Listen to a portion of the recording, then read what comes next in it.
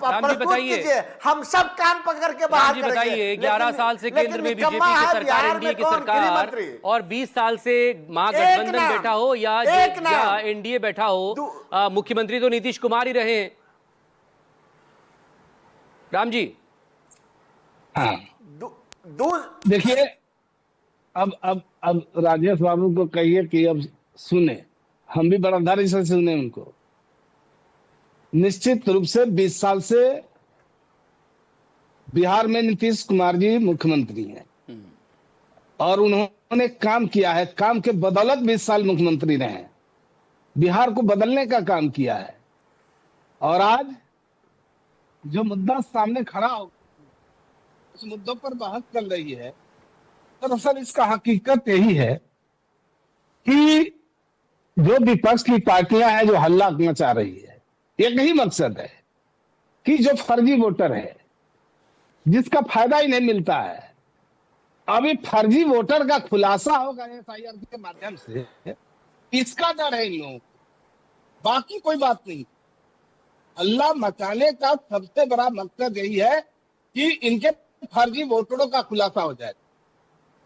और बात हम आगे बता रहे हैं कि हम कोई चुनाव आयोग के प्रवक्ता नहीं है कि हम चुनाव आयोग के हर बातों का हम प्रचार करेंगे। हम जनता व न्यूज के प्रवक्ता हैं और मेरा मानना है कि जो मतदाता स्थानांतरित हो गए हैं या बिहार से बाहर चले गए, उसके बारे में बीएलओ जो नियुक्त है चुनाव आयोग का 2020 में, 2023 में, 2024 में मतदान केंद्र पर रखे रजिस्टर पर हस्ताक्षर नहीं किया होगा, उससे मिलान करने का दायित्व तो दिया गया है।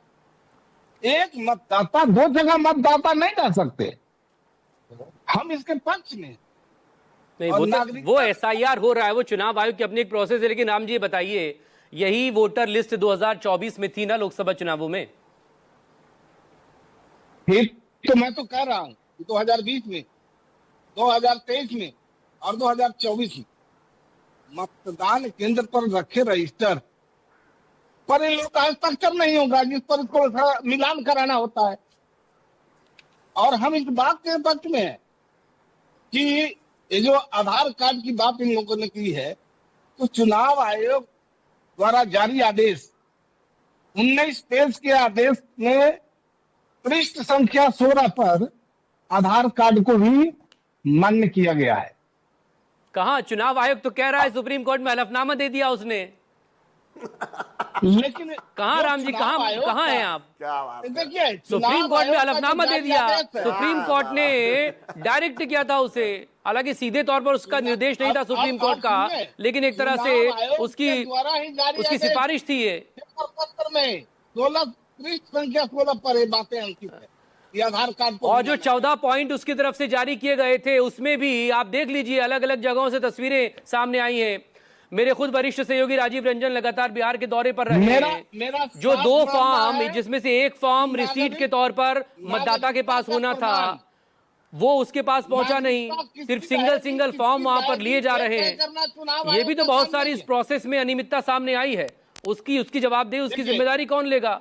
अब मैं आपको बताता हूँ, जल्दी बताइए प्लीज, मुझे और लोगों के पास भी जाना है। जो सरकार के कर्मचारी हैं जो इस काम में लगे हुए हैं, और वो लोग जाते हैं किसी के घर पे, जो पता उन्होंने दिया है उस पते पर जांच के लिए, तो वो पते पर उपस्थित नहीं रहते, 3 बार जाते हैं, उपस्थित नहीं मिलते हैं, पड़ोसियों के द्वारा उसकी पुष्टि नहीं हो पाती, वो आदमी यहाँ है कि नहीं है, कौन है, उसके बारे में कोई जानकारी नहीं मिलती है। तो क्या जो चुनाव आयोग के कर्मचारी हैं, सरकार के कर्मचारी हैं, वहाँ उनका लेकिन नाम ये दर्ज भी करेगा? राम जी, लेकिन इस बात से भी आप इत्तेफाक रखेंगे ना, इस बात को आप मानेंगे ना कि करोड़ों की तादाद में जो है पलायन की वजह से रोजगार के लिए पलायन करते हैं बिहार के लोग देश के अलग अलग हिस्सों में। पलायन की बात करते हैं, आज पलायन की बात करते हैं, हमें तो मैंने बहुत हंसी आ रही इस बात पर, जबकि बिहार पूरे देश में सबसे बड़ा नौकरी और रोजगार देने वाला राज्य बन गया है। सरकार ने इतनी बड़ी तादाद में, राम जी इसका जवाब वल्लभ जी देंगे आपको, उत्पल वल्लभ। राम जी इसका जवाब तो उत्पल वल्लभ आपको देंगे, मैं तो नहीं दे पाऊंगा, मेरा काम तो सवाल पूछना है।